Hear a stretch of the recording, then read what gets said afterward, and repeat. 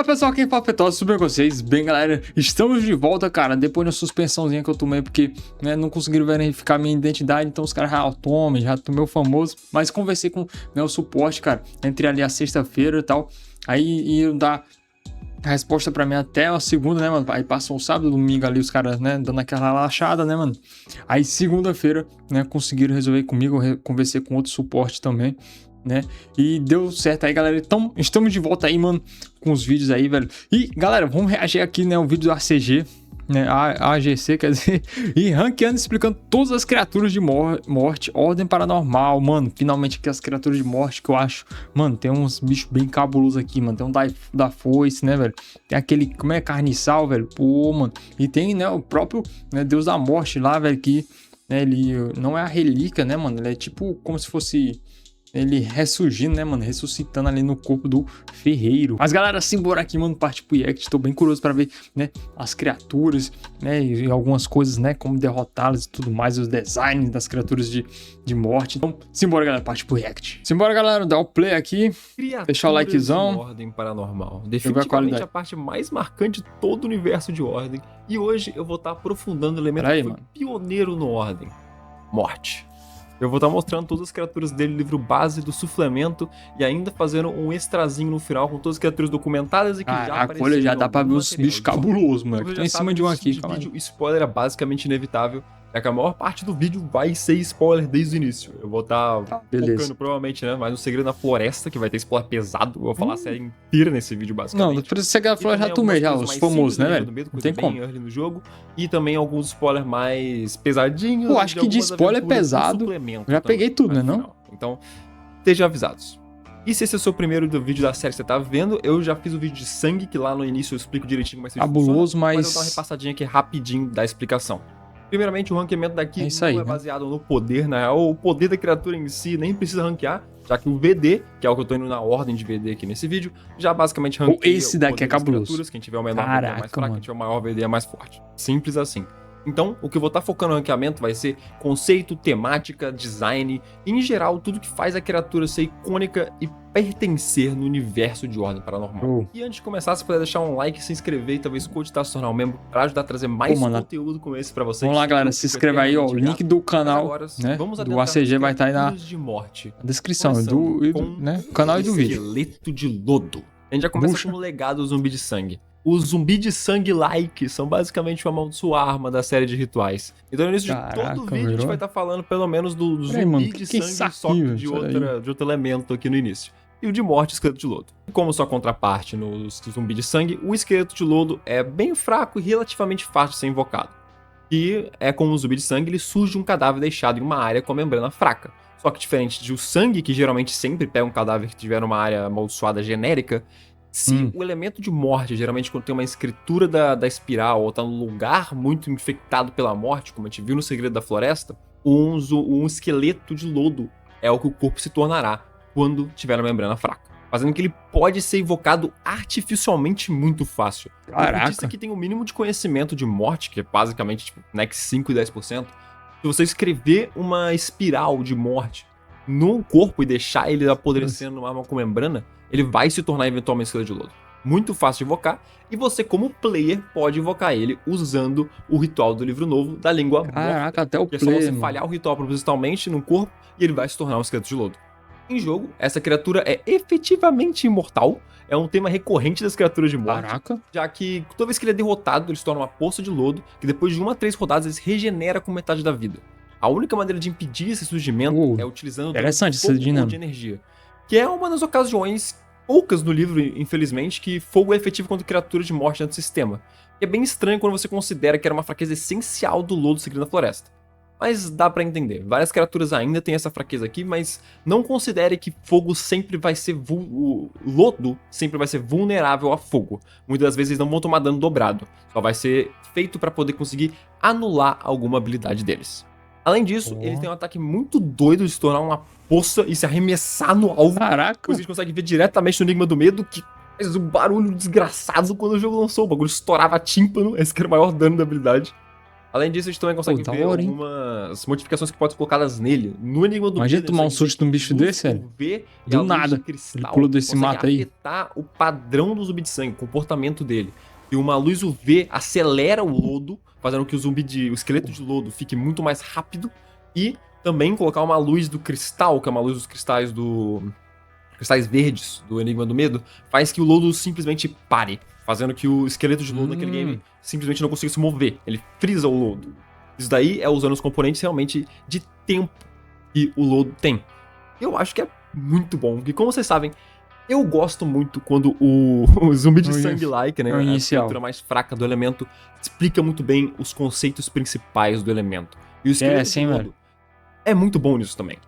Ele consegue explicar o fato da imortalidade do lodo, que o lodo é muito resistente, o lodo geralmente é difícil de sair, né? Não o lodo, né? A morte em si, com a habilidade de surgimento dele. No Enigma do Medo ainda falando de como a morte interage com o tempo, quando ele ficando travado ou não. E além disso, ele ainda tem uma habilidade extra do pulo, que é uma habilidade muito interessante, de conseguir simplesmente transformar totalmente num lodo e arremessar no cara. Eu acho muito maneiro de ver. Então, por mim, o cara é muito sólido, o esqueletão.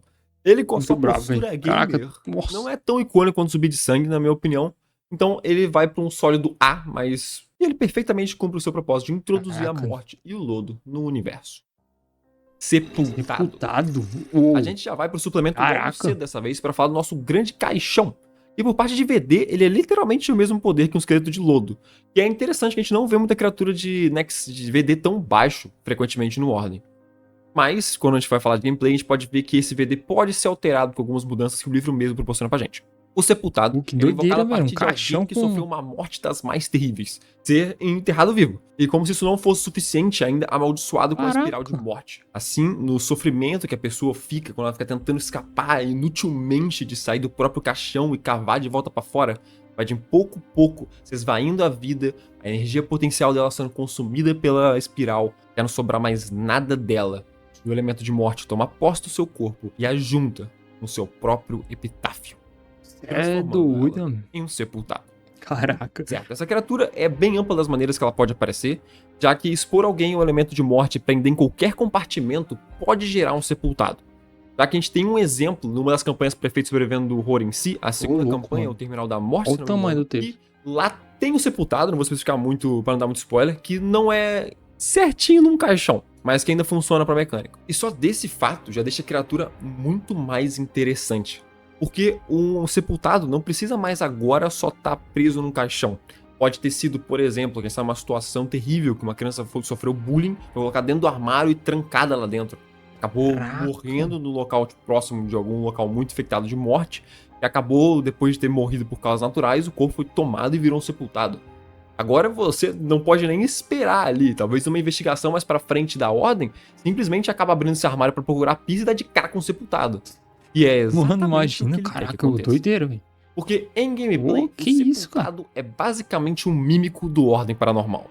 Ele, com essa mecânica de poder dar basicamente em qualquer lugar, ele pode ser criado. Moto. Que você pode facilmente colocar ele dentro de um baú, como o mímico em si, dentro de um armário, talvez dentro de um porão pequeno até, tutus. São várias maneiras de conseguir fazer isso. Simplesmente deixar a pessoa morrer, ficar presa até o fim da sua morte com o elemento, com uma espiral, já é suficiente pra criar ele. E ele funciona exatamente assim, porque em gameplay ele quer que você faça isso. Ele é extremamente silencioso e não faz som nenhum quando ele está fechado dentro do seu compartimento. A não ser que ele queira. Porque ele pode fazer sons como se fosse realmente de uma pessoa presa. Consegue fazer uma imitação super realista. Tipo uma armadilha, velho. Que efetivamente está procurando ameaças, não tem como ele identificar que não é uma pessoa presa. Fazendo que, se o grupo não estiver sabendo que o sepultado existe na região, cara, muitas vezes você vai falar, uma cena de investigação, galera.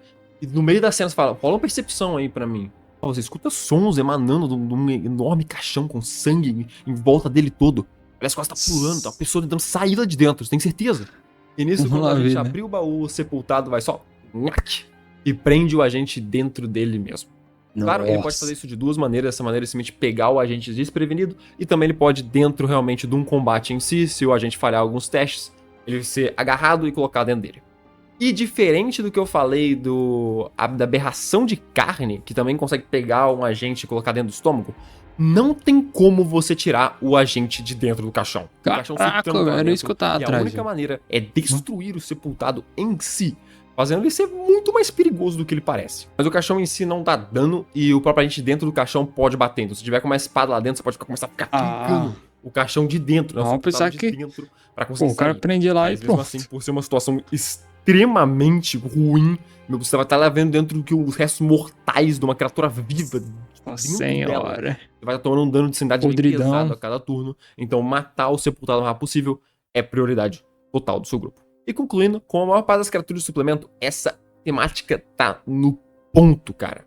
E mesmo que eu não acho que o potencial dele é tão grande pra ser um S, ter um mímico no Ordem é literalmente perfeito para deixar cenas de investigação, que eu sempre falo que tá precisando de muita coisa, cada vez melhor, cara. Você pode literalmente botar uma cena que não tem aquele timer tipo, de 3 turnos pra coisa ruim acontecer. Caraca, tô em Posso botar, mano.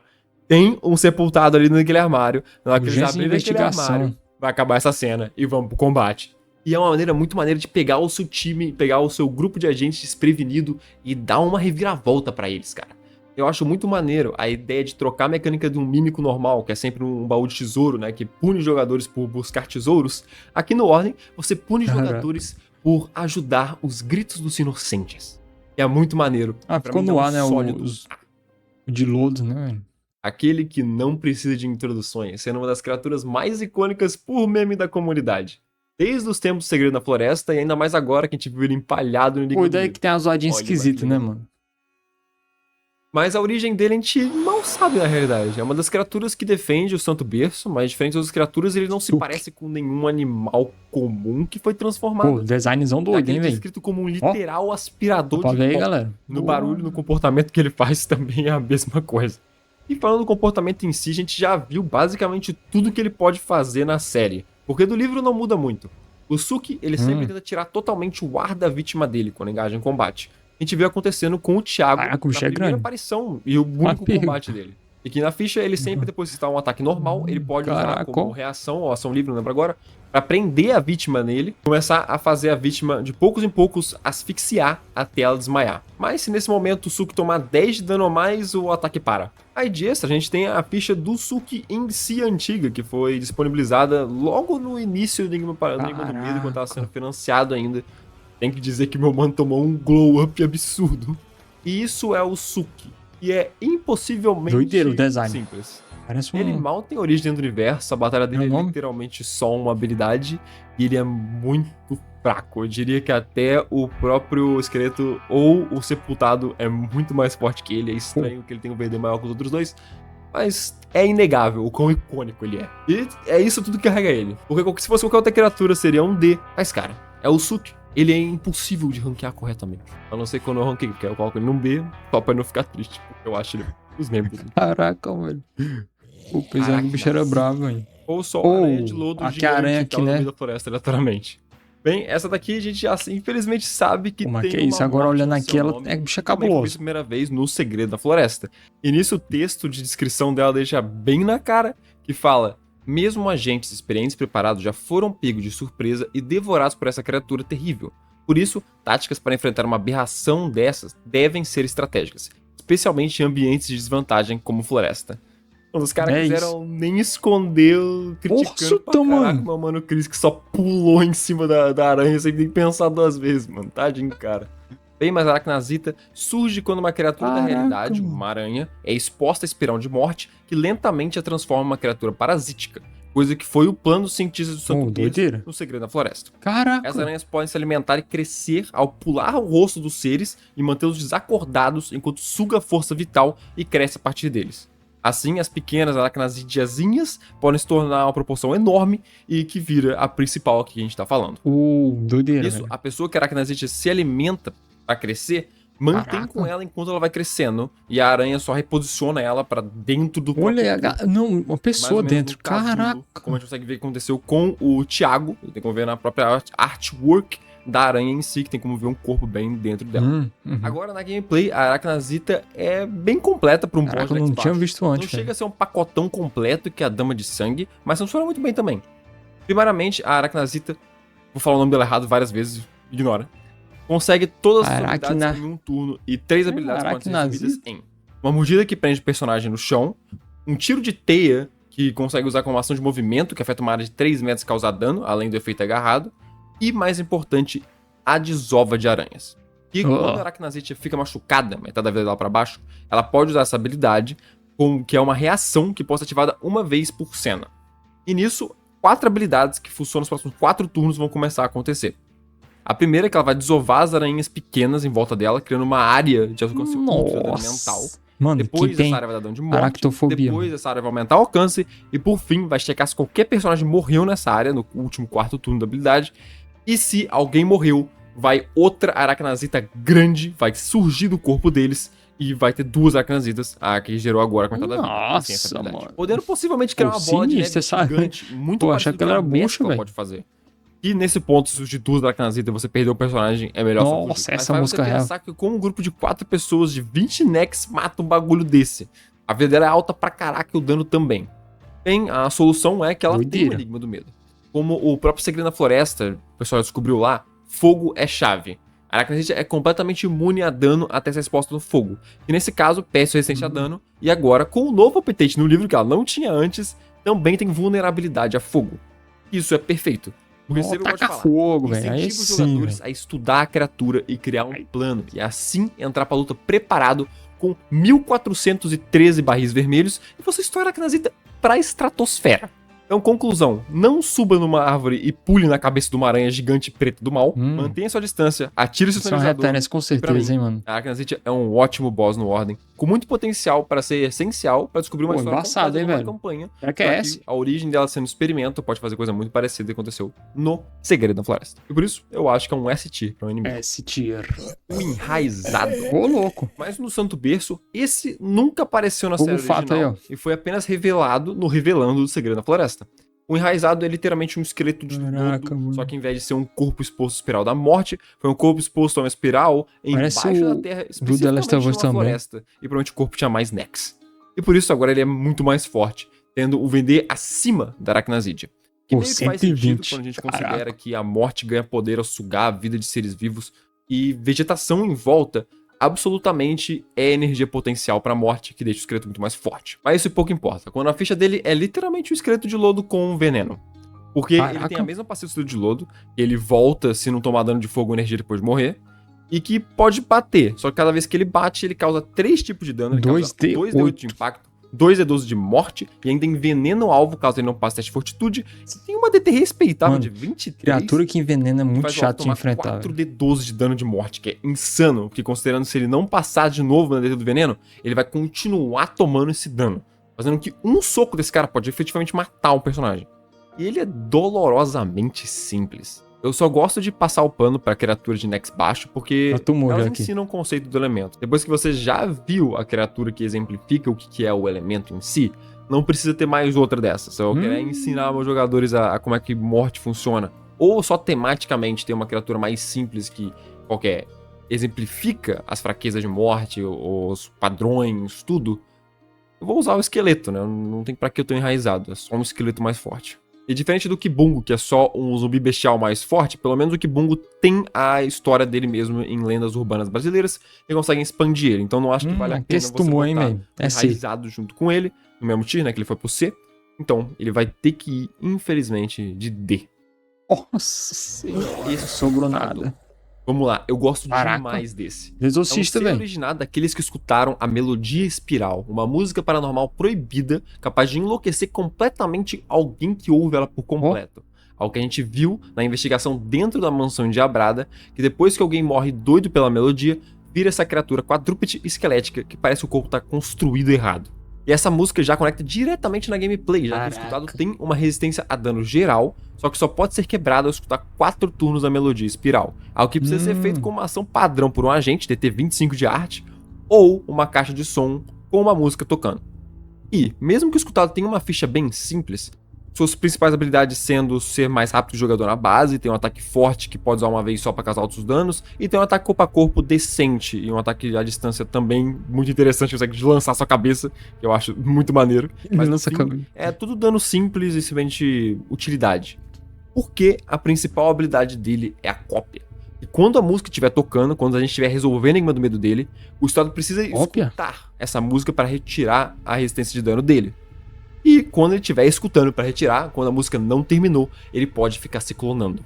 E sim, o clone dele pode clonar de novo, fazendo que pode ter até 16 clones se o grupo não fizer nada enquanto a música tá tocando, já que são 4 turnos. Algo que é bem complicado de fazer, porque um deles é efetivamente mortal, porque o original não vai estar tomando dano até a música terminar, então você não pode matar o original de jeito nenhum, ele fica batendo você de graça. E os clones ainda spawnam com metade da vida e com a defesa dele, que é 29. Então é bem alta pra gente de 40%. Eu já deixo meu boa sorte aqui pra especialista, porque pra você conseguir matar efetivamente 16 criaturas com estilo de defesa, mano, é melhor você tentar convencer ele na palavra. Apareceu na série. Ainda. Mas aí que a temática da luta dele realmente entra em vigor. Porque o que o jogo quer que você faça aqui, né? O que o livro mais ou menos identifica, o que a investigação acaba levando, é fazer uma luta meio Tower Defense. Do que você tá procurando achar um lugar seguro, ainda próximo dele, fortificar ele, pra aí sim o agente que tem a habilidade musical conseguir tocar a música e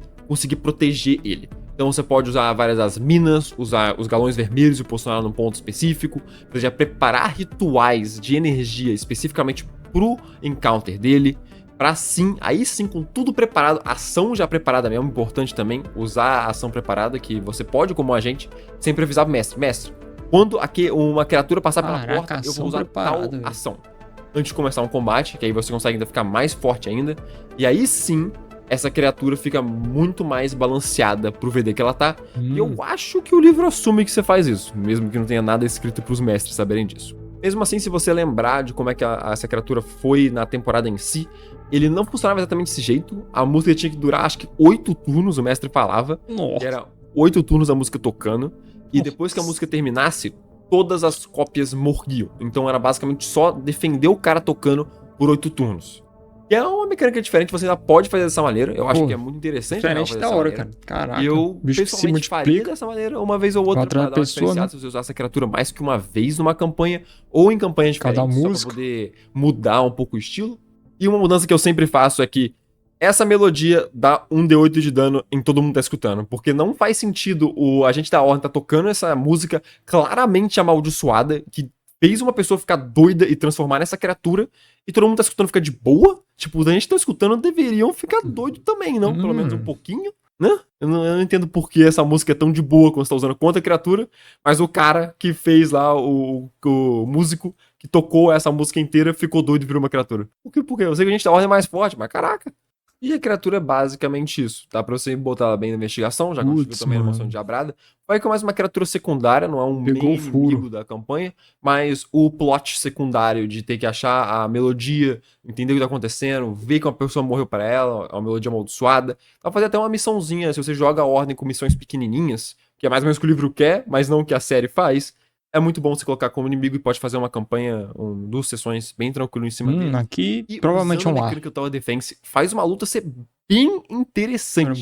Eu acho que mesmo simples, essas mecânicas todas, uma criatura muito forte, mas que você tem super preparo do Batman pra fazer ela, é muito interessante. E eu gosto demais. Eu coloco ela também. Caraca, velho. Carniçal preto. Esse daqui é cabuloso. Ou sou carniçal, ou pros mais íntimos, Virgulino, meu parça. E, by the way, o Virgulino 200 BD, um bigodaço brabo. Isso foi revelado na história em quadrinho do Segredo na Floresta, que eu não acho que lembra de ser descrito como um bigodão desse, mas caraca. Mas voltando pro esqueletão. E olha pra ver se esse cara não é imponente. Claro que ele caminha com a superioridade e arrogância. O cara é literalmente o meme do Giga Shed quando você bota de lado o esqueleto de lodo. Uma postura gamer. Olha isso, cara. Tá, mas como um carniçal surge? Ele também é um experimento. É uma tentativa de dar consciência à entidade da morte. Usando o ritual para combinar morte e conhecimento. Que é a minha combinação favorita entre os elementos, porque os dois são neutros e conseguem fazer muita coisa interessante. Conhecimento, se você parar para ver, todas as criaturas que têm uma consciência, ou pelo menos não são só animalísticos, precisam ter conhecimento basicamente neles. Eu acho que deixa os inimigos com muita mais personalidade. Com um carniçal não é diferente. O Carniçal, como o livro fala que não é um experimento bem sucedido.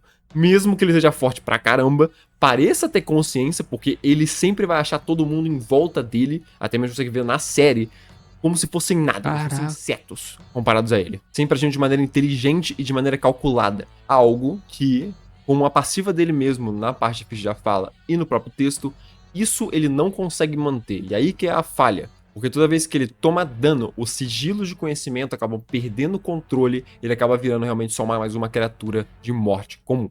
Pelo menos no comportamento, né? Ele fica só mais forte, que eu não sei qual que é o sentido, mas tudo bem. Em gameplay, o Carniçal eu acho que é de longe uma das lutas mais difíceis pro VD que ele tá. O Carniçal tem uma das habilidades mais roubadas do Orbe, junto com um status base insanamente alto. Eu sempre gosto de falar que o Empap já é uma máquina de destruição, com os status altíssimos dele, e só por mais 20 de VD, o Carniçal deixa ele no chinelo. Ele tem uma imunidade a dano balístico, a não ser ser na cabeça. Lembrando que isso gasta uma ação de movimento sua, tem as mesmas resistências que o Empap, mais vida e dano superior. E com um set de passivas e habilidades insanas. O Carniçal primeiramente foca numa habilidade que a gente já conhece, que é a hipnose, é o clássico dele. Pode fazer um jogador que falhe o teste de vontade, faz o Carniçal tomar o controle dele. Indefinidamente, até ele conseguir passar no teste de vontade de novo. E é ridiculamente forte. A maneira que luta é balanceada nesse sistema é que sempre os jogadores vão ter mais na economia de ação, que é simplesmente poder agir mais do que as criaturas. Então, as criaturas podem ter habilidades roubadíssimas, já que o grupo vai ter 4 turnos, e vão ter 3 extras que a criatura. Fazendo que, independente do que a criatura faça, geralmente balanceia, porque o grupo pode fazer 4 ações mais fracas que combinadas ficam mais fortes da criatura. É assim que você ganha as lutas. Só que, quando você toma controle de um player, o inimigo agora tem 2 ações e você tem 3. Antigamente ele tava 3 atrás de vocês em ações, agora ele tá só 1. E além disso, você não pode simplesmente matar o player que ele tá controlando pra tirar uma ação dele. Porque, putz, você vai estar matando o teu brother, velho. Você vai ter que só tancar o dano dele e rezar pra aquele combatente seu ter pelo menos investido 5 pontos em vontade. E além disso, a hipnose literalmente pode ser usada de maneira que não tem mais teste se o personagem já estiver enlouquecendo. Então se já estiver doido, coisa que não é muito comum na luta dele, ele não tem dano de sanidade em nenhuma das habilidades. Caraca, o Arthur perdeu o olho ali, velho. Inicial, não, de você ver ele a primeira vez. Então desde que ninguém esteja mal da cabeça antes de começar a luta, ele não vai conseguir usar essa habilidade. Mas se alguém ficar louco por qualquer motivo, pode ser por item amaldiçoado, pode ser pelo dano de sanidade dele no início, pode ser por outra criatura, ou pode ser por morte de aliado, ele vai poder tomar controle de você indefinidamente, literalmente. Caraca, enquanto você estiver louco, ele vai poder tomar controle de você e você não pode nem resistir no final dos turnos. Não pode nem resistir, velho. Além disso, ele também não deixa a parte que só de lado, como eu falei, de dar mais dano. Né? Ele tem 12 de movimento, que é mais rápido com o jogador, e ele pode pular o dobro do pulo normal de uma pessoa. Então quer dizer que, mano, elevação não tá nem aí, você não consegue bloquear ele. É, cara, tenso pra caraca. Ele vai chegar em você de maneira física, não também só mental. E a pior parte, eu falei ali em cima que ele fica teoricamente mais fraco, cabuloso, a consciência dele fica mais bestial quando tá com metade da vida, quando ele tá machucado.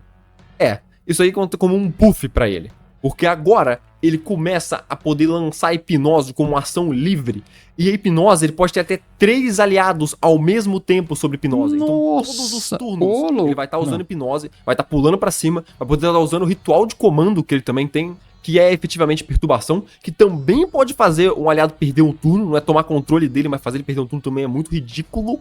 Cara, ele completamente quebra as regras de uma luta. Se o seu time não tiver uma licença muito boa contra a vontade ou rolar mal, esse cara pode facilmente, quando acabar a metade da vida dele, tomar controle de 3 jogadores e stunar infinitamente um outro. Se o seu mestre estiver querendo usar ele com 100% de eficiência. É ridículo. Eu nem falei que ele também ganha um ataque extra também quando ele tá com menos da metade da vida. E legitimamente eu normalmente não consigo jogar com esse cara. Esse cara é uma máquina de TPK que faz sentido, porque quando ele foi evocado, ele foi usado no meio de uma luta com vários NPCs. Ele foi evocado quando já tava num terreno abaixo do grupo. Tinha muitas coisas pro Carniçal ainda focar. E mesmo assim, quase que 2 do grupo morrem na luta contra dele no Segredo da Floresta. Então, caraca. Essa luta, a maneira que eu jogo ela, pra ela ficar um pouco mais balanceada... Pô, parece ter sido muito sinistra essa batalha. Caraca. Mas sim o comportamento dele pra fazer mais sentido. Pessoal, tudo tenso. Porque eu gosto, na realidade, de pensar que ele design não tá nem aí pros agentes. Como ele é descrito sempre, esse cara se acha pra caraca. Ele não acha que ninguém aqui é digno da presença dele.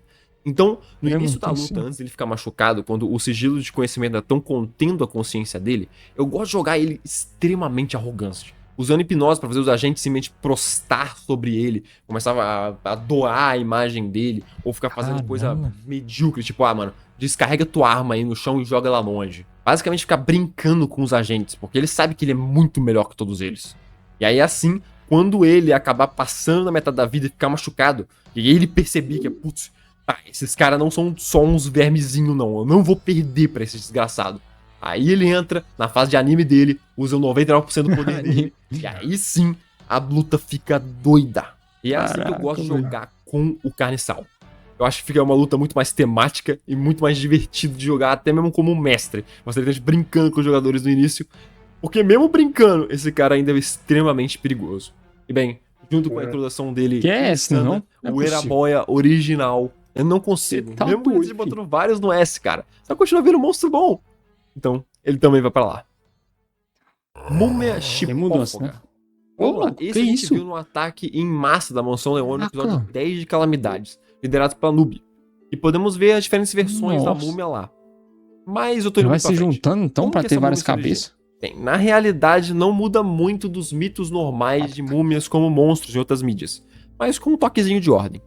Aqui no Egito Antigo, onde era comum o sepultamento e criação de múmias para conservar os corpos indefinidamente. Pô, é muito da hora esse de ordem que pega umas coisas assim. Época, cultistas de morte já participavam de ritos e utilizavam a morte para tentar imbuir vida eterna nos faraós e aqueles importantes o suficiente para serem mumificados.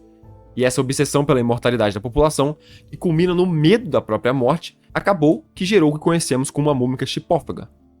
E se você não sabe, chipófaga é basicamente o sinônimo para siamês. E o porquê disso? Bem, eu explico na gameplay. A múmia, considerando seu VD, ela é bem mais fraca ofensivamente e defensivamente do que o Carniçal. Membros a mais, né? Normal, eu já falei, o Carniçal é ridiculamente roubado. E, pessoalmente, eu gosto do status da múmia, já que ele 35 de defesa é bem mais tranquilo, parece bem mais balanceado, mesmo que seja ainda uma defesa gigante. Mas também pelas suas habilidades. A múmia tem uma versão modificada da passiva do esqueleto de lodo e do enraizado, que ao chegar a 0 de vida, ele não pode morrer até o fim do próximo turno. E se ele se curar, ele pode sair do 0 e realmente voltar a viver. Tem sim mais explicação. Ele tá morto já. Mas como que ele vai se curar? Bem, ele tem duas outras habilidades essenciais no kit dele que fazem ele poder se curar. Uma permite ele agarrar o alvo, que dá um dano alto de morte e cura a múmia pelo mesmo valor de dano. É basicamente uma hemoflagia, só que de morte. E se o alvo também ficar morrendo por esse efeito, não tô falando de morrer mesmo, simplesmente a vida dele zerar por causa desse efeito, ele instantaneamente vira um zumbi de lodo. Que é ridiculamente forte. É efeito que passa o estado morrendo é muito, muito forte. E a segunda habilidade, que dá o nome pra múmia em si, é que ela pode se amalgamar com um ser morto ou com outro ser de morte, uma criatura de morte próxima, ao chegar no 0 de vida. E combina perfeitamente com a passiva dela, porque ela pode ficar um turno invulnerável quando chega no 0 de vida, então ela vai querer fazer esse movimento toda vez que ela chegar no 0. Fazendo que, antes de você matar ela em si, é bem importante você basicamente limpar a arena para ela não conseguir se amalgamar. Ou senão, ela vai simplesmente ficar numa forma mais forte, curar a vida pra caramba, e o seu trabalho inteiro vai ter sido jogado fora. Porque uma amalgamada basicamente ganha mais status, basicamente tudo, e cura a vida pra caramba, além de ganhar mais vida máxima, que ela pode curar usando outra habilidade. Então, ela é um tanque bem doido. Por fim, eu acho a múmia uma baseline, uma base de criatura de ordem muito boa. Tem uma boa origem, posada como boss, também posada como um inimigo padrão, e tem como você interagir com ela. Boss é quando tiver talvez muitos, né? Muitos. Tem o enigma do medo em si, já que você pode colocar dicas pra essa parte mais egípcia, essa parte de ressurreição por múmias, fora, se você quiser fazer uma sessão ou campanha focado nela. E uma dica pra usar ela, tem como você usar os 3 estágios de evolução que a gente viu em Calamidade. Tudo que você precisa fazer é considerar a múmia do livro a segunda evolução dela, depois que ela já consumiu um corpo, que ela já tem múmia anexada. Você tira, o buff que você dá pra ela quando ela tá amalgamada, que tá no texto ali, você usa como debuff. Você tira a vida dela, você tira o ataque dela, e ela vira uma múmia solo. Aí você pode usar a múmia solo como inimigo pra começar, um combate mais fraco, mas se ela conseguir amalgamar alguma coisa, ela vira uma múmia normal, e se você conseguir amalgamar de novo, ela vira a múmia terceiro estágio. Braba. Isso permite você utilizar esse inimigo em 3 VDs diferentes, que é bem interessante. Então, por ter uma luta bem maneirinha, com uma mecânica bem diferenciada das outras, como eu falei, potencial médio pro resto, eu acabo botando B. E é estranho de ver essa criatura que é muito mais complexa, muito mais interessante que o Suki, junto com o Suki, mas deixa pra lá, você sabe porque o Suki tá aqui. Memento Mori. De design não tem como falar nada. Os brothers da Peste da Média cozinharam com o design disso. Cara, que todo jogo Dark Fantasy eventualmente vai ter que ter um Plague Doctor. Não tem como, cara. Até impressionado que não tinha no livro original. Já que essa criatura é do suplemento Sobrevivendo ao Horror. Gosto muito desse design. Mas como que sei lá, o Memento Mori só de ver um personagem desse jeito aí, acho muito foda. O comportamento da origem peculiar dele afeta até a gameplay. Então vamos lá. Caraca. Ele é originado do medo da morte e da pestilência do século XIV. E ele é mais uma representação da morte. Caraca. Dentro da meia de morte tem tipo 3, 4 diferentes. Que ele meio que esse da foice. Cara, que isso, mano, da morte é muito embaçado. E o deus da morte em si. E acaba que um pisa no meio da temática do outro, mas tudo bem, porque cada um deles tem um estilo diferente, mesmo que o medo que origina ele seja o mesmo. Então fica meio confuso. Mas tudo bem. E o Memento Mori em si age de maneira que, sempre que ele é manifestado, a ampulheta que carrega vai estar atrelada a uma pessoa que teoricamente tem uma dívida com a morte. Pode ser alguém que foi trago de volta da morte quando deveria ter sido morto. Talvez um cultista usou o poder da morte para viver incontáveis vezes e agora a morte quer em si acabar com ele. Ou talvez a gente que mexeu algum artefato importante pro elemento de morte e agora o elemento em si quer eliminar ele. E daqui a gente já pode ir direto para a gameplay, porque a pessoa que tá atrelada na ampulheta tem seu tempo de vida mostrado nela. O Memento Mori vai começar a persegui-la, aparecendo a qualquer momento para poder caçá-la. E aí a gameplay começa. O Memento Mori, vamos dizer que quer matar um agente de sua equipe. Vocês estão investigando uma caverna da morte e ele aparece. Nesse momento, vocês têm só decisões ruins. Vocês podem lutar contra ele, que é complicadíssimo, porque ele tem um status bem alto pro VD dele, e é literalmente imortal. Porque toda vez que ele é destruído, ele pode voltar literalmente na próxima cena. Que se seu mestre for particularmente sádico, pode fazer, bem depois de terminar o combate dele. Matou ele, ele brotou no mesmo lugar, porque quando termina o combate, efetivamente acabou uma cena. Vocês podem tentar correr, mas o Memento Mori tem 3 cargas de 3 usos de um teleporte de alcance extremo para qualquer lugar. E ele também pode usar pra ficar invisível, se você quiser manter perto dele. Então, isso, cara? É tenso, mas ele tem 3 cargas, fazendo que você pode conseguir fazer ele gastar todas as 3 vezes pra conseguir meter a pernada nele. Algo que você pode descobrir usando a habilidade da perícia de ocultismo, que identifica habilidades das criaturas, que é bem interessante. Até mesmo porque ele tem a mesma velocidade com o player, mas ele não pode correr de jeito nenhum, então ele não pode usar investida, por exemplo. Não pode gastar que não é fácil, né? Senão, padrão dele pra correr mais.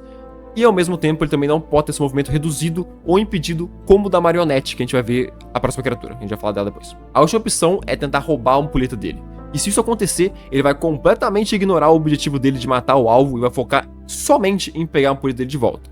E em combate é bem complicado, porque ele tem uma habilidade que literalmente ele pode só usar para teleportar a ampulheta de volta para ele em alcance médio, curto. E é tenso, então quer dizer que você vai pegar a ampulheta, ele vai literalmente gastar uma ação de volta na mão dele, como se nem resistir. Só que é uma ação completa, então dá pra se roubar a ampulheta dele pra basicamente cancelar o turno dele, que também é uma coisa bem interessante. A única maneira de matar ele de verdade é destruindo a ampulheta. E nesse caso, não tem uma maneira muito certa de fazer isso. Esse é o enigma do medo dele, então depende do seu mestre. O livro insinua que tem um ritual que pode fazê-lo, e se a ampulheta for destruída no momento Mori, ele instantaneamente, ele só morre, ele nem perde vulnerabilidade ou toma coisa, ele só instantaneamente morre. E pra mim, o Memento Mori é um dos favoritos meu do suplemento. Ele é super flexível, encaixa como uma luva numa campanha de ordem. E eu pessoalmente gosto de usar ele como um obstáculo numa campanha mais longa. Basicamente sendo uma consequência da ação dos jogadores. Né? Ou melhor ainda, um NPC querido do grupo acaba virando o alvo do próprio Memento Mori e agora tá tentando caçar eles e o grupo tem que manter essa pessoa, esse NPC seguro, ou senão ele vai só morrer.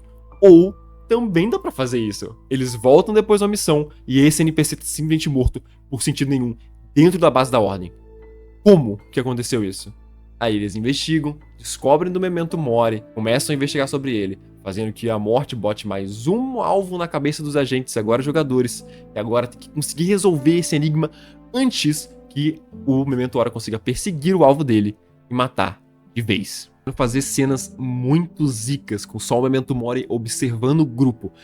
Já que ele pode aparecer em qualquer lugar, em qualquer momento, você pode só colocar ele numa janela, segurando a ampulheta, mas não atacando diretamente. Só fazendo a ampulheta aparente e o tempo dela lentamente se esvaindo, enquanto o jogador que é o alvo só observa. Pô, isso aqui é oficial, mano?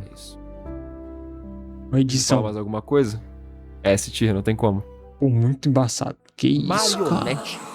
Uma criatura que teve uma introdução bem zica, com o Dante invocando ela na luta contra o anfitrião. A marionete em si tem sua origem como uma tentativa utópica de conseguir usar a morte para trazer alguém de volta da morte. Tentar reviver alguém mesmo, ignorando o luto. Mas, como sempre, nada que foi levado pela morte pode voltar ao que era antes. Eu aprendi com isso aí, a realidade com que é gerada uma marionete. Uma forma grotesca, com traços das pessoas que você queria trazer de volta. Caraca, mas mano. definitivamente não sendo ela. No caso, Dante, ele sabia das consequências de trazer alguém de volta e fez de propósito, usando como se fosse um ritual de evocação, invocando uma criatura de morte no meio de uma arena cheia de criaturas de energia, que é a do anfitrião, e assim usando uma mecânica muito interessante do universo de Ordem, que sim, os elementos opostos têm uma prioridade muito mais alta para lutar entre eles. Então a morte e a energia vão basicamente ignorar tudo para se matar, mesmo se tiver personagem na cena. Caraca. Uma estratégia que você pode usar usando o ritual da língua morta no suplemento. Mortais, eu super recomendo, já falei ele no Esqueleto de Lodo,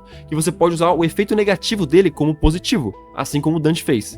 Porque se você usar ele no normal, você evoca o Esqueleto de Lodo se você falhar. Se usar ele no Dissente, você evoca um Enraizado. E se você usar ele no Verdadeiro, você consegue evocar uma marionete em si. Fazendo que além de você conseguir informação do corpo, você também pode evocar ele como uma arma. Mas agora a marionete em si na gameplay, ela não tem muita coisa. Ela é ridícula nos status, mas é de se esperar nesse VD. E o principal tema dela é inevitabilidade e atacar e atacar mais um pouquinho. Uma passiva dela que mesmo que seja mais lenta que um jogador, ela não pode ter esse movimento reduzido, que eu já tinha mencionado na última criatura. E sempre considera que ela tá flutuando, então efeitos que precisam encostar no chão não a afetam. Além disso, ela tem um ataque de oportunidade invertido, que ao invés de atacar quando alguém sai do alcance dela, ela ataca quando alguém entra no alcance dela, fazendo ataque corpo a corpo ser muito difícil contra ela. E ela também pode gastar uma ação completa para atacar 2 vezes e carregar o alvo. E quando o alvo está sendo carregado por ela, o dano que a marionete toma é dividido entre ela e o jogador, fazendo que efetivamente ela tome metade do dano, enquanto ela dano própria gente. E só analisando um pouco, você já consegue ver que a marionete tem uma fraqueza muito grande, que é ataque à distância. Ela não consegue fazer nada para chegar em um sniper em alcance extremo. Ela vai demorar literais 10 turnos para chegar numa pessoa em alcance extremo. Mas claro, nem sempre você vai ter o luxo de estar num ambiente aberto para você ter sniper em alcance extremo. Pô, quem vence então assim, aí, já que ela é mais lenta que um jogador normal, combate seria o Arthur, né? Basicamente caetando ela. Ficar correndo, atirando, correndo, usando habilidade, correndo, usando habilidade. Mas fora isso, a marionete é bem simples. A origem dela é bem genérica, considerando tudo. E o combate dela é bem simples mesmo. E o VD bem alto, né? Caraca, 280. Dano e sendo tanque. E até a transferência de vida, que é bem comum em criaturas de sangue. Sai de cima aqui dá. Ritual que faz isso.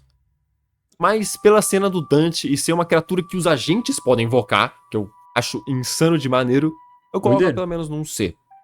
Tá, você pode falar que eu não considerei um enraizado, que o enraizado também pode ser invocado, mas o enraizado é muito menos hype que ela, então fica abaixo. Enraizado aí, velho. Vamos lá, chegamos no xodó do Selbit. E a ideia de um lobo invertido em si veio do Selbit acordar com o lobinho, o cachorro dele, uma posição de ponta cabeça bizarra. E na visão dele, quando ele acordava, parecia um Nidalee. E aí que veio a ideia. Essa ideia já havia sido tentado ser usada em Ordem no Segredo na Floresta. Que tinha uma versão bem menor e mais fraca do Nidalee, de umas criaturas lá, parecendo o tokenzinho dele aqui agora. Mas o Nidalee que a gente tá falando é o que a gente teve mais contato na quarentena. E lá que o seu potencial foi realmente demonstrado, com o Nidalee não vi nada sobre parecido com um pé grande.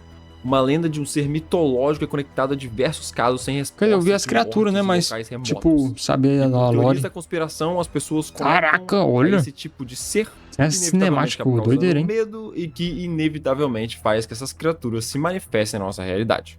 Básico de Ordem. E bem, o Nidalee tem surpreendentemente um dos enigmas do medo mais robusto do livro. Um que é muito mais interessante e estranho que não foi usado no Quarentena, onde ele era basicamente uma das criaturas principais. O Enigma do Medo do Nidalee constrói uma história pra você, que gira em torno de encontrar o covil do Nidalee e seguir os rastros das vítimas dele, identificando os padrões que deixa pra trás dos ossos daqueles que ele comiu, e resolve o enigma dentro do covil, assim reduzindo a defesa dele, amém, redução de defesa no Ordem, caraca, e retirando as principais passivas dele.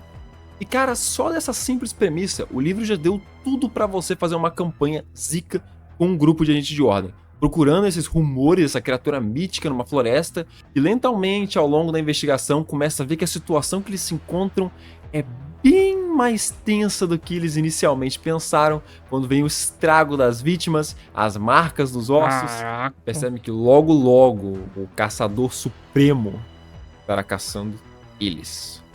E usando a mecânica insana de maneira da quarentena, e caso você não viu, não é um spoiler tão grande, mas a maneira que você evita o Liderê é que na série o Cellbis vai começar a tocar uma música específica que ele avisou pros players anteriormente, e quando essa música tocar, os players têm que, tipo, em 2 segundos, completamente ficar em silêncio, ou uma cena ia começar com ele aparecer e eles vão ter que se esconder, e um deles seria pego de uma maneira ou de outra. Coisa que dá pra replicar bem fácil até em campanhas sem ser com esse nível de produção, que é só você avisar pros players e trocar a música na hora que vocês querem que eles entendam. Talvez até se estiver fazendo online, só dá um tempinho extra pra eles, falam 5 segundinhos, o delay do Discord ou da outra coisa que você estiver usando pra jogar entrar em consideração, mas vai fazer uma mecânica muito maneira. Junto com ele já incentivando a investigação, puf, que coisa linda. O combate em si do Liderê não tem nada demais, ele basicamente joga como se fosse um zumbi bestial, usando a furtividade a seu favor, usando as habilidades dele que aumentam bastante o dano de bot quando ele usa a furtividade e aumentando a furtividade dele em si, né? É mais fácil ele ficar furtivo. Além disso, ele tem deslocamento de 24 metros ou 18 quadrados. O cara é basicamente 3 vezes mais rápido que um player normal, então boa sorte fugir dele. E concluindo, pra mim, eu acho que você combinando com o que tá escrito no livro, com ele do medo robusto, junto com as mecânicas que ele pode interferir na investigação da quarentena, cara, ele fica muito maneiro de jogar. E mesmo com uma ficha simples, ele consegue brilhar muito, porque na realidade o importante não é a luta é a consequência. A luta, cara, que ele vai matar alguém ou vai simplesmente acabar com a pessoa rapidinho. Então isso é uma ficha simples, talvez seja até boa. O que você quer fazer é incentivar os players a identificar as fraquezas dele, a conseguir achar o covil e se esconder. Além disso, mecânicas que interagem fora do livro em si, como a do Liderê em si com a música, cara, sempre deixa os players muito mais, como posso falar, imersos na campanha. É muito bom. Eu, por mim, cara, mesmo que eu esteja lotando o S-Tier, cara, ele é icônico pra caramba, mano. S-Tier, ele carrega quarentena. Caraca, mano. Quer menos S-Tier, mano? Fala pros caras parar de fazer. O próximo também parece ser cabuloso, hein? Tem um Zika passando aqui. Sempiternal. Esse cara é estranho. Ele é basicamente a evolução final de um ocultista de morte, ou alguém muito conectado à morte em si. Como se você pegasse o monstruoso de morte, o Aeternus, ou melhor ainda, um dos moradores Santo Bias, e eles se isolassem para ficar somente em contato com elementos de morte, que eventualmente ao longo de gerações, esse ser estaria tão conectado ao elemento de morte que nem seria mais um humano, se tornaria uma criatura conhecida como Sempiternal. E é bem vaga mesmo a origem dele em geral. Geralmente eu só considero ele uma criatura que já falaram, né, que tem alta de morte, seres humanos que deixam de ser humano e vira completamente morrer, ou um NPC morrer com afinidade à morte, Nex altíssimo de 80 pra cima. Esses bichos com poder absurdo. Seria uma boa chance de se tornar um Sempiternal dependendo da morte. Em gameplay, eu acho até engraçado que, quão pequena que é a página dele, que os caras tiveram que colocar o símbolo da morte embaixo pra ficar a página no estilo que eles queriam no PDF/livro. Mas mesmo assim, esse cara não é brincadeira. Ele só tem 2 habilidades, e a primeira é Toca Acelerador, que faz o ataque normal dele, que são 4 ataques de 4d10 de morte, e na real não é muito dano pra esse estágio, mas envelhece a pessoa, eles acertam, eles também envelhecem o alvo em 1d10 anos. Ele tem uma regra específica, que a cada 20 anos envelhecido, o alvo recebe efeitos negativos. 60 anos fraco, ou mais. Depois, quando envelhece 40, fica ainda uma condição pior ainda, e quando envelhece 60, morre. Acabou. Instantâneo. E considerando que ele ataca 4 vezes, ele tá envelhecendo 5 anos mais ou menos por cada ataque, não é a matemática correta, mas se tá pensar assim, ele consegue basicamente matar um personagem em 3 turnos, qualquer um. Você pode ser um combatente desgarrado com 200 de vida, ele simplesmente ignora e te mata, deixando você super velho. Além disso, a habilidade tem uma das coisas muito interessantes, mas ela interage com a afinidade em si, que eu acho muito maneiro, mano. Porque personagens que têm afinidade com morte são imunes a essa habilidade. Ele não consegue envelhecer, porque ele já tem basicamente parte deles, mais de 50% deles, dado a elemento de morte. Então que é muito maneiro. Muitos dos personagens que eu faço de morte têm essa temática de tempo, eles serem muito mais velhos por causa de morte já de base, ou eles terem eles poderem trocar, mudar o corpo baseado na idade por causa da morte. Então é muito maneiro ter essa imunidade, uma temática muito legal de ter aqui. Além disso, ele tem umas habilidades mais destrutivas do Ordem, que é Correntes de Lodo. Uma habilidade que usa uma ação de movimento, que o Sempiternal cria raízes em sua volta em alcance médio e causa muito dano de morte em área. faz qualquer seja que seja reduzido a metade da vida, seja machucado, fique vulnerável à morte até o fim do turno. Basicamente uma sentença de morte. Porque essa habilidade vai ser usada de novo e vai causar o dobro de dano. E quando alguém entra no estado de morte por causa dessa habilidade, instantaneamente vira um enraizado. Que, cara, mais uma habilidade completamente burla o estado morrendo. E o enraizado, cara, é um monstro forte até nos níveis altos por causa do veneno dele que eu expliquei anteriormente. Então, caraca. E, mano, imagina alguém soltar esse cara numa cidade. Em minutos, ele já transformou metade da população em enraizado. Caraca, e tem um exército mano. Considerando que isso nem é a pseudo-relíquia de morte ainda, esse cara é muito forte. Tem uma consequências cataclísmicas, quase no nível de uma aniquilação, mano. E pra mim, eu gosto de dar um toque extra nele. No texto da explicação da origem dele, faz uma pergunta se esse ser ainda tem a consciência humana. E eu gosto de dizer que sim. Aniquilação. Eu acho que só ser uma criatura sem cérebro que quer só matar ou só consumir energia potencial, como a parte dos outros de morte, sem ser associados ao elemento, é um super desperdício pra uma criatura que pode ter uma história muito interessante. Eu acho a melhor maneira de usar ele é ele sendo um dos moradores de um santo berço, sabe, super antigo, ou realmente sendo um ocultista que abusou demais da morte, agora tornou outra coisa. E todos eles têm o objetivo. Talvez ele queira criar um segundo santo berço, sabe? O primeiro santo berço foi destruído, igual aconteceu no Segredo da Floresta, ele quer começar outro. Caraca, ou tu enfrentou um ele lobão, simplesmente quer acumular o máximo de poder possível, não tá nem aí mais pro corpo, pra pele dele, ele quer transcender a humanidade e se tornar algo muito além da morte. Eu acho extremamente interessante, dá pra criar uma história muito maneira. Por isso, eu coloco ele num B, porque mesmo assim, ele ainda é muito simples e você precisa mudar bastante a história dele pra ter potencial, mas é B, mas, potencial. Mano, que é isso? Questão de ceifadores, poderes, que é isso? Loucura. Tudo relíquia de morte, que alguns de vocês acompanham a série e não muito livro de RPG em si, isso, devem ter visto ele no Natal Macabro com a skin de Natal dele, que ele apareceu de promoção. Eu achei um dos bagulho mais aleatório de ordem, mas engraçado pra caramba ao mesmo tempo. Mas voltando pra ele da skin normal. O ceifador espiral é bem a ideia do Grim Reaper, o ceifador em si, né? Aquela mesma mana que aparece quando o personagem morre no The Sims. Mas diferente das outras representações que normalmente esse tipo de Grim Reaper ceifador aparece, em ordem ele é um pouco diferenciado.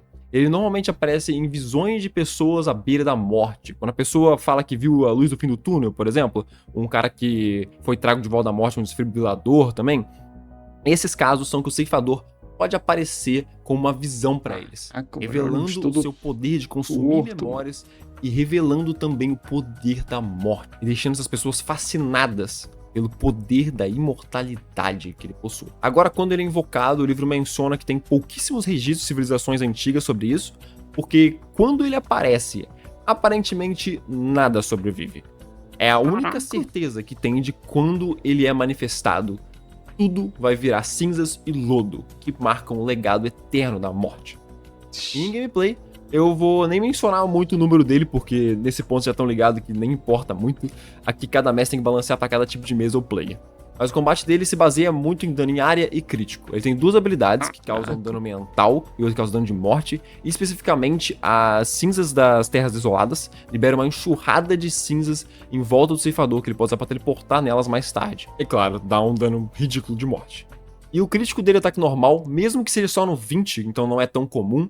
E além de as habilidades dele serem uma ação completa, então ele não vai estar batendo com a foice muito, mas se ele critar, ele coloca imagina essa foice aí, o tamanho dessa foice de vida. Então pode de novo ser um combatente desgarrado, de sangue, cheio de resistência, estourado, com 3 de vida, ele ignora tudo e agora está com 25 de vida.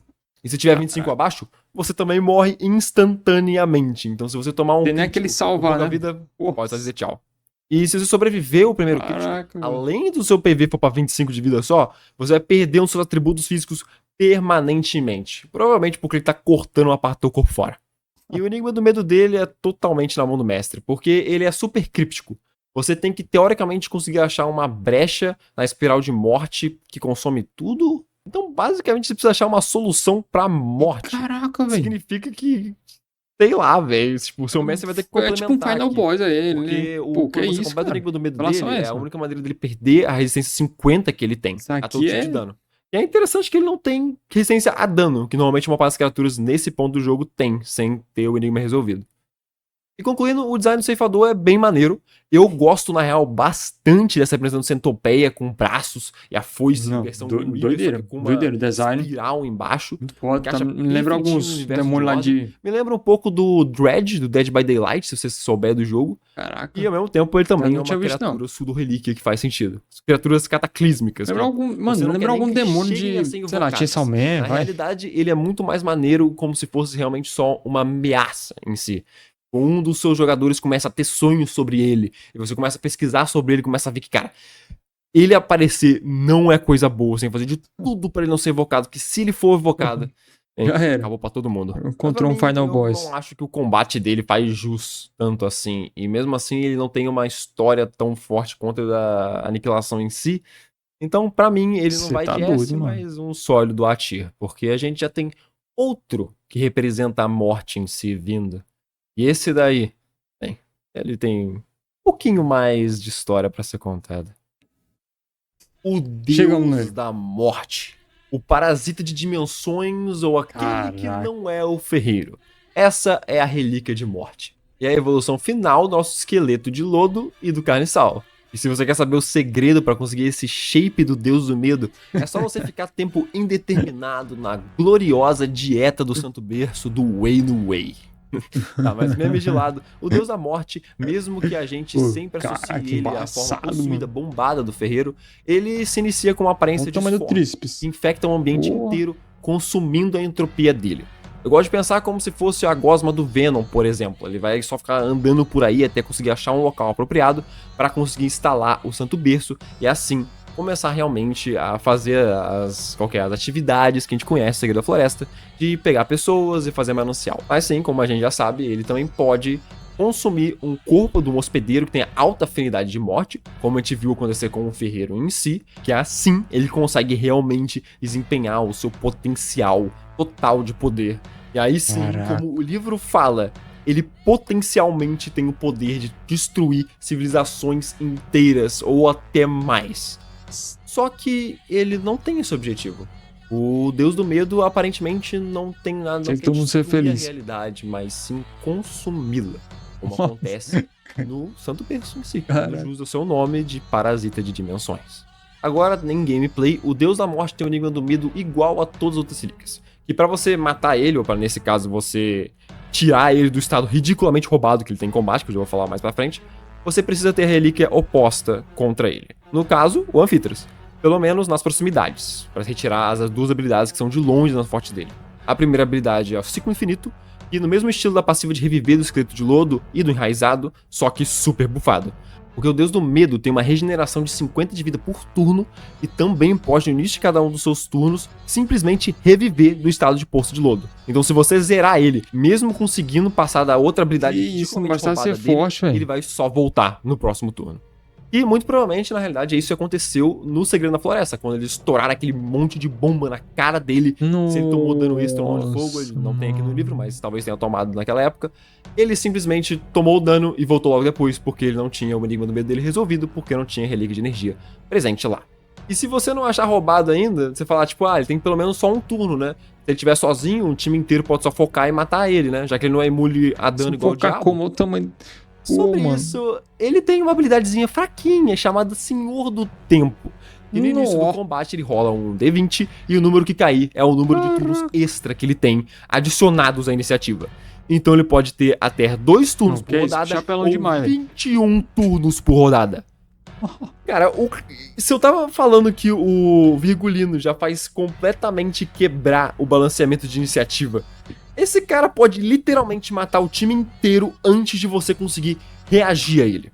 Cara, e isso eu tenho que falar que é totalmente dentro do personagem, porque ele controla o tempo, então tem que ser ridiculamente rápido. Meu Deus, mano, os personagens que lutar contra ele, vai ser tipo tá lutando contra o Flash ou o Mercúrio, tá ligado? Nossa. Se ele não for nerfado, eles conseguem literalmente solar todo mundo.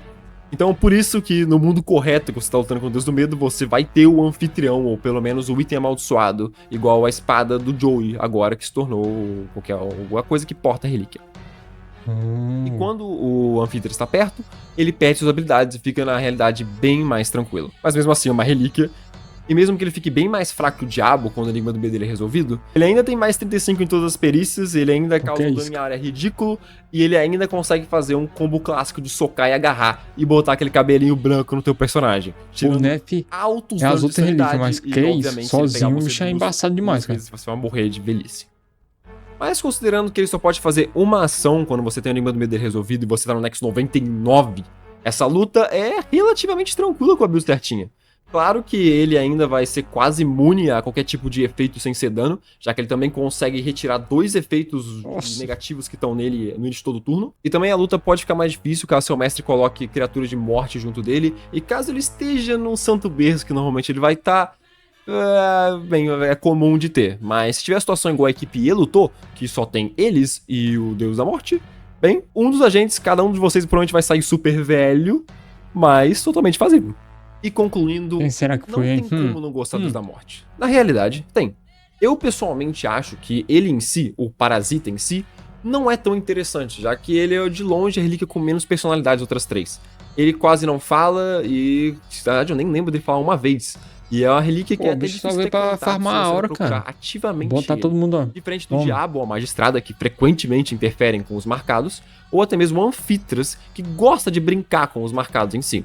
Até mesmo a facção que cultua o Deus da Morte, que é o pessoal do Santo Verso, os Lusídios, eles não saem muito, além daquelas, das sequestros, entre aspas, que eles fazem, as pessoas virarem mananciais. O pessoal do Anfitras, o pessoal do Diabo e até o pessoal da Magistrada é bem mais interativo. Mas o que o Parasita faz com o Santo Berço é o que dá personalidade pra ele, é o que eleva ele de um carniçal mais forte. E pra mim são inseparáveis. E pro universo também, o Deus do Medo não vai sair causando caos, fazendo pacto ou tentando proteger o equilíbrio. Ele tá ali só pra crescer, absorver a vida, consumir a energia da nossa realidade. Quietinho, no canto dele, sem um propósito aparente. Que o que ele quer é ser deixado de lado esquecido. Com isso, é apenas uma questão de tempo, até que a morte incorporada venha e reduza tudo o que conhecemos a cinzas. Mas não terminei daí. Pedrada aqui, canetada, hein, velho? Que é isso, moleque. Então vamos de fast ranqueamento. Só extras daqui vão ter alguns spoilers pequenos das temporadas, igual teve da outra, só que especificamente um pouco mais pesado do Enigma do Medo, nem tanto, na real, apareceu nos trailers, e um pesadíssimo da campanha pré-feita do suplemento novo do livro, que é o Terminal do Fim. A campanha Terminal do Fim, eu vou estar falando da última criatura do livro, então se você pretende jogar essa campanha, é melhor você dar uma esquipada. Mas começamos com as criaturas de Santo Berço. E eu tô considerando o Cavalo de Lodo, a Cobra de Lodo, o Escorpião Lacraia, a Labra, a Morcegosa, o Líder Pique-Xuxinho, o Rato de Lodo, Topeira de Lodo, o Monstro da Terra pequenininha. Você sabe o que são essas criaturas que foram corrompidas da floresta, foram corrompidas pelo Santo Berço. Eu pessoalmente não tenho opinião. Caraca, doideira, mano. Tipo, esse Santo Berço muda o ambiente em todo, né? As criaturas, as pessoas. Uma ceninha, tipo, eu não lembro do Escorpião Lacraia. A Labra tem um nome interessante. A Morcegosa tomou bullying. Nossa, a Morcegosa tomou muito bullying no Segredo da Floresta, mano. Lembro até agora da cena. Mesmo a gente super fraco naquela época. A Morcegosa, ele tem no chão, tomando chute, chutando, querendo pular pro outro, errando ataque. Ah, mano, tadinha dela, velho. Ah, velho. Também foi uma das primeiras vezes que a gente viu o Nidere. O Nidere com uma aparência bem diferente. Ele parece quase a Malu, o SCP. Ou algumas representações de Wendigo.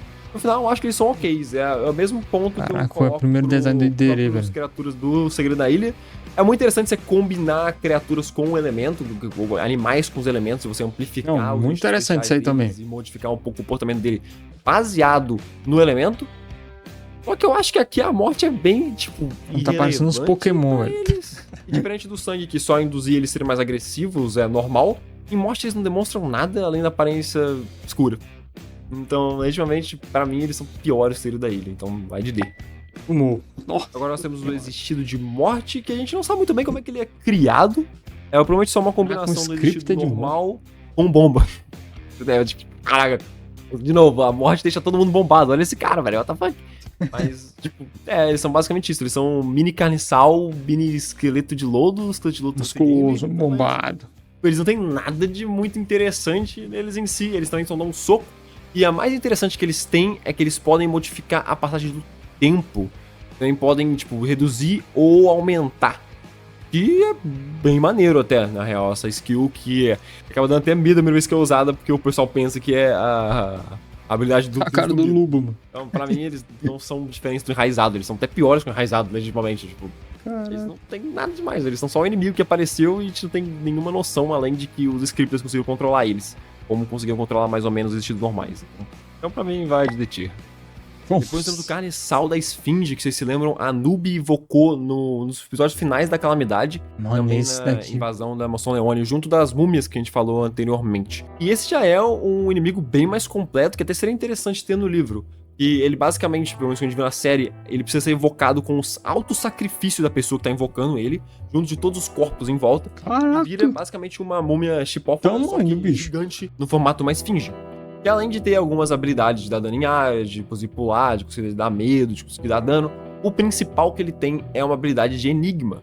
E assim como o anfitrião manda mensagenzinha e você tem que repetir toda ela certinha ou você vai tomar dano, aqui a Esfinge pode usar essa habilidade para botar um enigma contra um jogador, e se ele não resolver o enigma corretamente, ele vai, muito como já é contado nos mitos em si da Esfinge, ser devorado e colocado dentro do estômago da Esfinge. Ele basicamente vira um manancial muito parecido com a Arachnasidia. Ele vai ser consumido lentamente a energia potencial dele, dando dano no agente que foi consumido e recuperando vida da Esfinge em si. Eu acho que a Esfinge tem um potencial muito maneiro de ser uma criatura braba. Eu não acho que ela funciona muito bem pra investigação, igual a múmia. Mas, mano, definitivamente tem como você fazer um homebrewzinho fácil, usando essas mecânicas de invocação pra você conseguir dar essa com o último suspiro pra um boss final e ser basicamente a segunda fase de um boss com a mecânica ainda maneira de enigma dentro do combate, que eu acho que faz ficar muito mais dinâmico a luta. Então, pra mim, por não ter muito embasamento, né, eu vou colocar em um B, mas eu acho bem maneirinho a ideia. Da hora, da hora. Agora, o Tirano de Lodo. Oxi. Esse daqui é o grande escrito de lodo do Enigma do Medo. Ele que não tem como ser derrotado normalmente, ele é uma criatura tão forte que não tem como você nem atacar ele, nem nada. E que, agora sim, os spoilers mais pra frente do que ele é, do Enigma do Medo. Então, se você já não zerou o Enigma do Medo ou terminou pelo menos o castelo, o tamanho do bicho, pra frente. Mas ele é o amalgamado do Yuri Stra e mais pra frente do Jorge Likes, o agente da Ordem que acabou sendo pego por ele quando tava fazendo os preparativos pra conseguir fazer o outro final, o Enigma do Medo.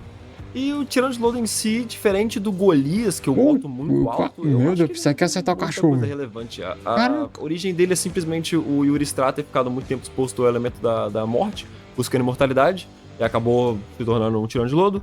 E depois o Tirano de Lodo matou o George Likes, que era outra pessoa com bastante exposição paranormal, e amalgamou com ele, ficando com duas cabeças, ficando mais forte. Caraca, tem esse negócio amalgamado. Mais na realidade. As mecânicas dele são a mesma de um esqueleto de lodo maior, ele também é afetado pelas duas lanternas do jogo. Não sinto muito contra eles, ele oferece uma dificuldade boa dentro de in-game, mas não tem nenhuma mecânica diferenciada, na real. Então, por mim, eu coloco ele no C, porque eu acho que o design dele... Finalmente acertei um. Interessantezinho dos personagens envolvidos e como é dito no jogo, mas nada demais, nada que dá muito pra ser usado fora. E aqui nós temos o spoiler do Terminal do Fim, que eu vou falar. A criatura em si, que é o Terminal. E sim, se você jogou essa campanha, você sabe que o boss final, na realidade, é o Terminal em si. Tudo dele. Quando você entra no Terminal, sabe que ele é muito mais escuro, tem lodo por tudo quanto é canto, e tudo é um monte de partezinha, um monte de raízes vindo dessa criatura chamada o Terminal em si. Então, todo ponto ele tá te vendo, e todo ponto tá esperando você chegar na última estação pra lutar contra ele. O Terminal é originado da obsessão humana em descobrir o que levou uma pessoa a acabar com o próprio sofrimento. E que nessa campanha o objetivo dos agentes realmente é, a partir de 4 boatos, literalmente tipo, os boatos do Zap, de pessoas que frequentam o Terminal, tá falando dessas lendas urbanas de uma pessoa que acabou tirando a própria vida depois de um dia ruim de trabalho, depois de ter perdido a esposa. E depois que você resolve todos esses puzzles dentro do jogo, você consegue chegar próximo do Terminal, que tá no último Terminal, e ali você consegue lutar contra ele. Nas habilidades dele em si, ele não tem nada muito absurdo, ele consegue prender as pessoas em caso de design, lodo, consegue dar bastante de sanidade, e além disso, a maior coisa dele é que ele é enorme. Ele é gigantesco, essa criatura, e manifesta tudo em volta de você, e também pode evocar esqueletos de lodo. É muito interessante a luta final, eu acho maneirinho, mas eu não vou aprofundar muito nela aqui. Pra mim, o terminal é perfeito, legitimamente. Se você não jogou essa campanha, agora que eu spoilei tudo, talvez você queira mestrar ela, mas eu recomendo pra caramba. Essa campanha terminal é muito interessante. Utiliza várias das criaturas do livro em si. Então, cara, ó, se você tá querendo experienciar o Nex Alto usando o suplemento, mano, é perfeito e eu não posso recomendar o suficiente. Eu não vou spoiler mais do que eu spoilei, mas saiba que, cara, no total, que eu considero terminar a campanha inteira, já que ele basicamente é, né? S tier, cara. Que monstro bom do caramba. E com isso, todas as criaturas de mortes foram explicadas. Não pensava que ia dar um beijo. Mais de 1 hora de vídeo aqui. Caraca, até pros meus padrões foi pra caramba. Tá. Mas é porque, como eu falei, as criaturas de sangue são muito mais simples. Então algumas eu posso repassar e falar quase nada, tipo, dar 5 minutinhos só cada sessão. Só que com morte não tem como. Elas são muito mais complexas e só vai ficar pior quando chegar no conhecimento. Nossa, de conhecimento vai ter 2h30 de vídeo, eu tô até vendo. Ah, mano, que minha garganta o vídeo de conhecimento, tipo, os bichos são cabulosos, cara. Mas muito morte foda. Eu gosto pra caramba, eu acho que tem um dos melhores criaturas aqui dentro, tem uns conceitos muito maneiros. E, cara, eu só espero o dia que a gente volte pro Santo Berço, né, que já foi dado de teaser com a nova aparência do Dante no final do Sinais do Outro Lado. Vamos lá, né, a gente só fica apreensivo aqui pra ver mais criatura zica lá dentro e descobrir o que aconteceu lá. Se você chegou até aqui, eu acho que você provavelmente deu um like e se inscreveu. Muito pra... Oxi, no início do vídeo, você é doido. Muito qualidade, muito boa de vídeo. Mano, deve ter gostado de pelo menos alguma coisa, eu espero. Não, conteúdo de qualidade, sério, não tá doido, a CG. Do mês que me ajudam a conseguir produzir esses vídeos. Não, AGC, mano, caraca, você perdeu. Agradecimento de coração a Kisney, Caminha... Muito bravo, galera. Mano, passem lá no canal do AGC, beleza, galera? O link aí do vídeo tá na descrição, beleza? Passem lá, mano. Galera, as criaturas aqui de morte são cabulosas, cara. Caraca, achei muito da hora, né? Ver. Praticamente todos, acho que tá todos aqui, né, mano? E tipo, caraca, mano, embaçado, velho. Tem nesses últimos aí que apareceram, que era o... Teve o Ceifador, né? O Carniçal, o Nederê. Deixa eu ver qual mais, velho. Esse Sempiternal. Caraca, mano. Esses últimos aí, mano. Que doideiro, velho. Marionete não é tão não, mas esse, como é? Memento Mori, caraca, os bichos apelão, velho, caramba, mano, irmão, pô, doideira, hein, assim, tanto eles são apelão como o design também é muito da hora, né, e caraca, da morte é muito doido esse negócio, né, tipo, caraca, avançar os anos e tudo mais, pô, muito interessante. Assim, galera, né, já vi aqui os 4 elementos aí as criaturas do 4 elementos, pô, deixa eu ver um rank até agora, né, mano, assim, só dos vídeos que eu vi. Vamos lá, primeiro eu vou colocar os conhecimentos, pô, achei muito cabuloso o conhecimento, cara. Segundo, vou colocar da morte. Terceiro, da energia. E quarto, do sangue. Mesmo sangue sendo muito bravo, tipo, mano, os 4 são muito bravos mesmo. Mas acho que fica assim, mano. Só gosto meu. E bem, galera, comentem aí, recomendem outros vídeos, tanto de ordem como de outras, né? Outras obras aí, mano. Tô pretendendo trazer também coisas diferenciadas. Acho que vou fazer até uma votação aí, talvez de Digital Circus, mano. Que, né, mano, achei interessante ali, né? Dei uma olhadinha assim, galera elogiando muito Digital Circus. E, pô, né? Eu não assisti, não vi quase nada sobre Digital Circus, então deu vontade de assistir, cara. Então, né, comenta aí, né, sobre essas outras obras também pra gente trazer aqui pro canal. E bem, espero que vocês tenham gostado do react, deixem um like, se inscrevam, ative o sininho, beleza, pra perder no react. E falou, até mais, galera!